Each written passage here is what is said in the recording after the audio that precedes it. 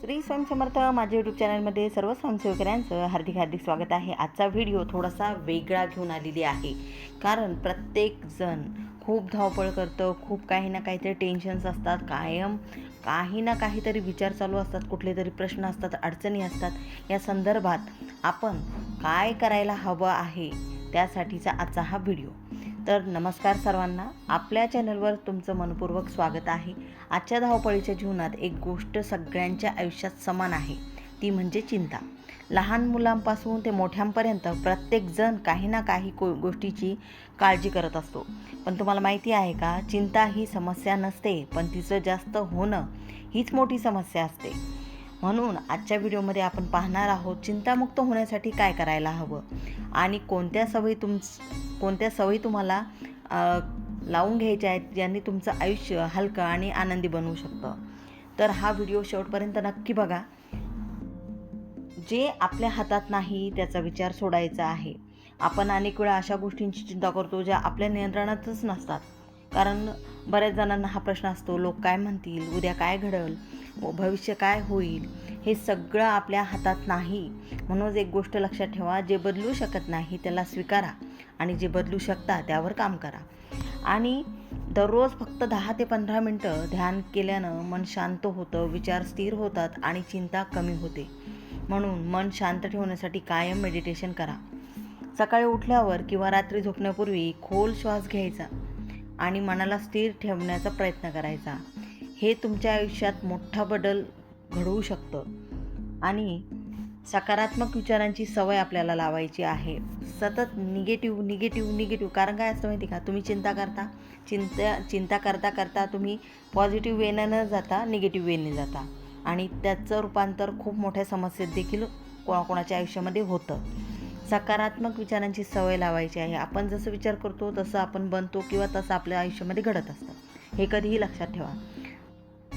मी करू शकत नाही ऐवजी मी प्रयत्न करेन आणि माझ्याकडून नक्की हे होणार आहे, हे करायचं आहे।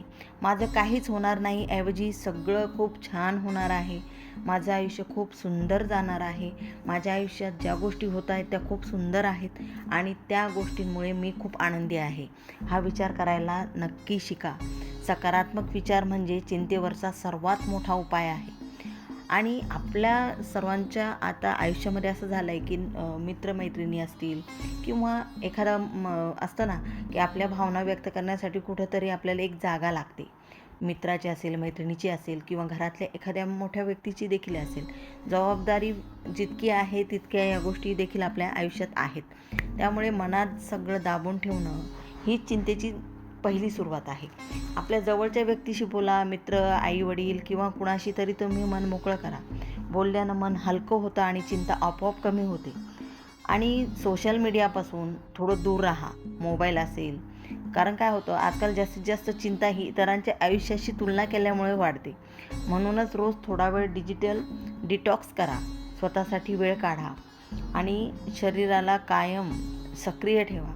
व्यायाम केल्यानं फक्त शरीरच नाही तर मन देखील निरोगी राहतं। चालणं असेल किंवा आपण जे म्हणतो मॉर्निंग वॉक करतात, कोणी इव्हिनिंगला पण वॉक करतं। योग असेल, व्यायाम असेल किंवा कुठलाही आवडता खेळ खेळणं खूप महत्त्वाचं आहे। शरीराची हालचाल करत राहणं हे खूप महत्त्वाचं आहे। जितकं शरीर हालचाल करतं तेव्हा चिंता कमी होते। मी देखील माझ्या मुलीसोबत सायंकाळच्या वेळेला बॅडमिंटन खेळते।